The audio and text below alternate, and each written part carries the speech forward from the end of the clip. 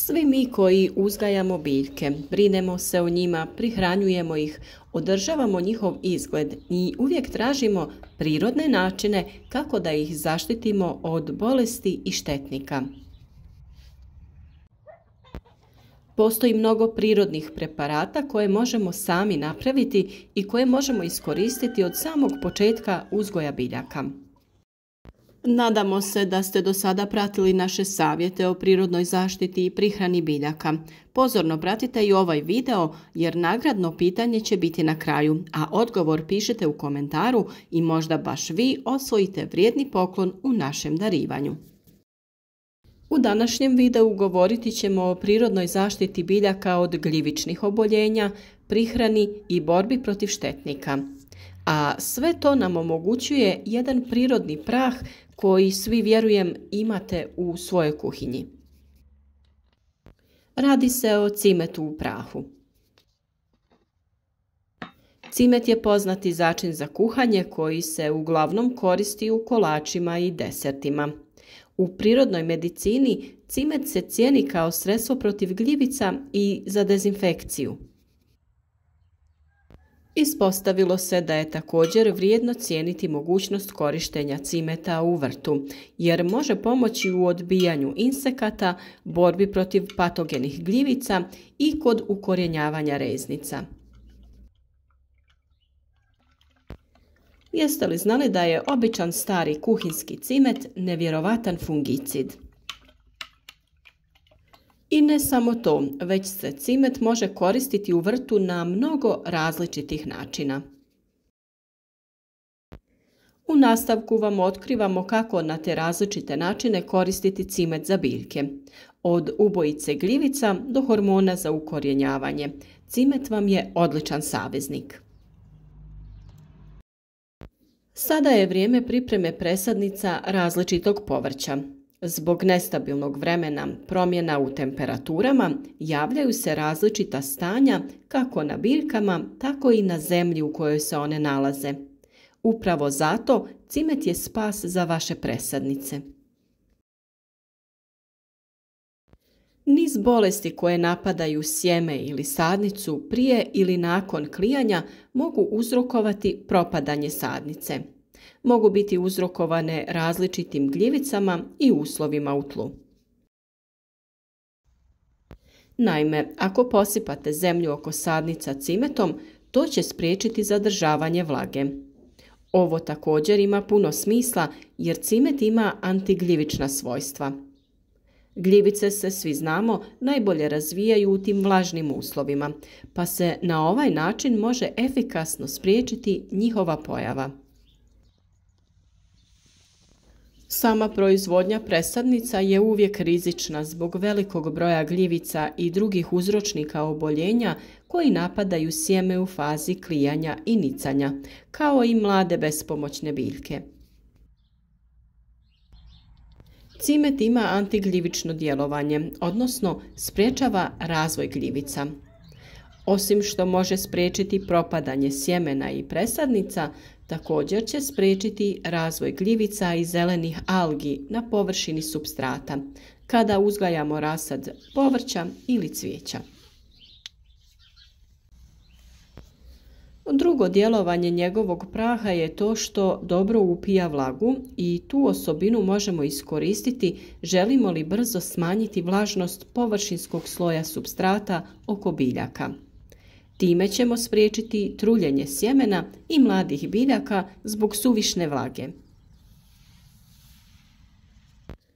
Ovim postupkom također uklanjamo one male gljivične mušice koje se pojavljuju oko posuda sa sadnicama. Naime, cimet ubija gljivice kojima se one hrane. Samim tim možemo zaključiti da je cimet svojim antigljivičnim svojstvima neizostavan dio prihrane biljaka i zaštite od različitih štetnika.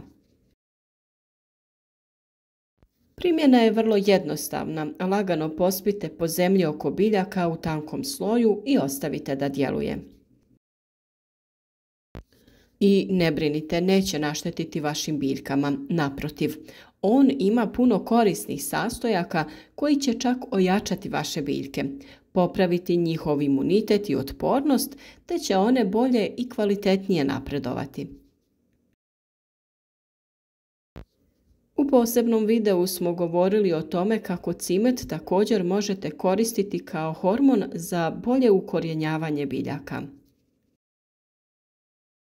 Cimet je mnogo jeftiniji od hemijskog hormona za ukorjenjavanje koji prodaju u velikim trgovinama, a jednako je učinkovit.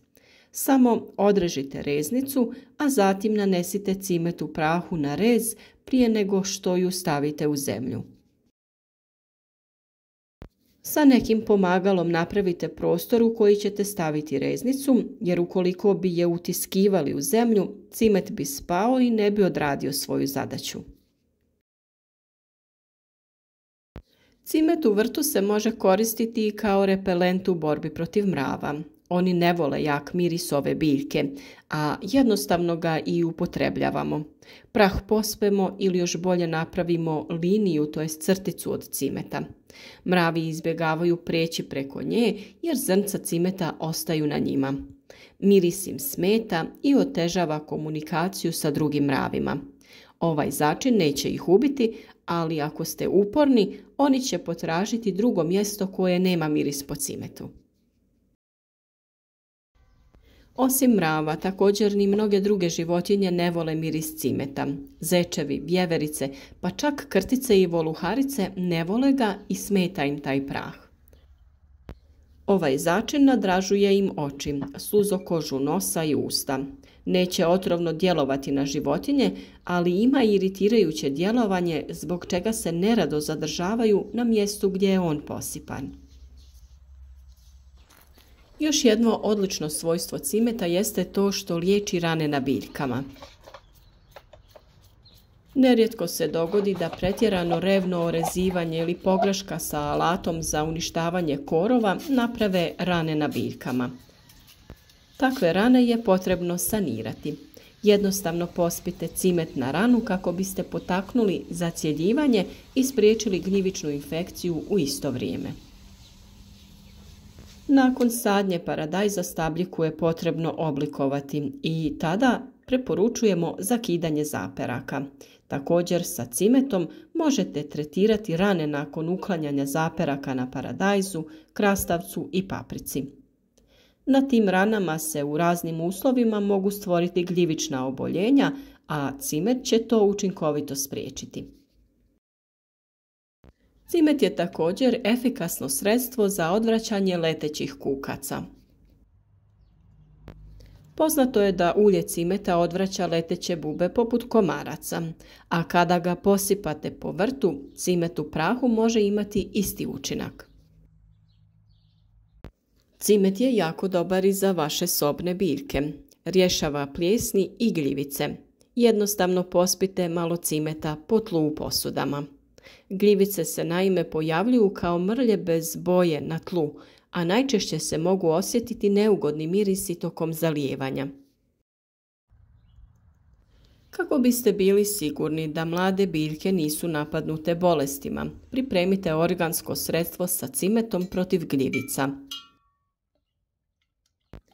Stavite 1 litru tople vode i dodajte 1 kašiku cimeta. Pomiješajte i ostavite da stoji 12 sati. Sa tom otopinom jednostavno zalijevajte vaše biljke. Osigurati ćete im zaštitu od gljivičnih oboljenja, zaštitu od raznih štetnika, ojačati imunitet i uzgojiti jaku i zdravu presadnicu. Također se ova otopina može koristiti i na način da prskate vaše biljke, ali u tom slučaju preporučuje se da dobro procijedite otopinu kako se prskalica ne bi začistila mrvicama cimeta. I na ovaj način dajete biljkama prihranu preko lista te adekvatnu zaštitu od oboljenja. Iako je jako dobro koristiti i štapiće cimeta u vrtu, njegova učinkovitost je vrlo niska. Najbolja opcija je ipak cimet u prahu.